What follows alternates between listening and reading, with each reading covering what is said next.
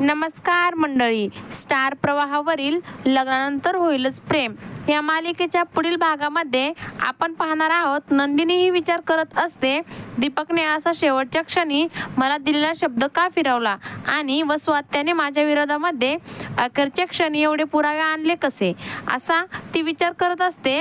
तेव्हा पाठीमागून आवाज येतो, मी सांगते, आणि त्या ठिकाणी रम्या आणि वसुंधरा आलेल्या असतात आणि नंदिनी ही त्यांना धमकावते.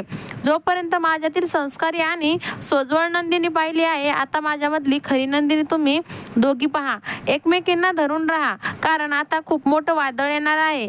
तेव्हा रम्या व वसुंधरा आत्या दोघेही आश्चर्यचकित होऊन नंदिनीकडे पाहू लागतात. त्यानंतर आपण पाहतो, नंदिनी ही बाबांसाठी नाश्त्याला पोहे बनवते आणि बाबांना देते. तेव्हा बाबा बोलतात, मी हिचा कोणी नाही आणि ही माझी सून नाही, त्यामुळे हिला सांगा मला हे पोहे खायचे नाही, दुसऱ्या कोणाला द्यायचे असेल तर द्या, असे बोलून ते रागाने तिथून उठून जाऊ लागतात.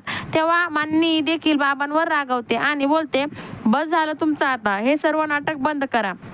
तेव्हा बाबा देखील मानिनीवर ओरडून बोलतात, नाही, आता हे नाटक कधीच बंद होणार नाही. आणि तेव्हा नंदिनीला खूप मोठा धक्का बसतो.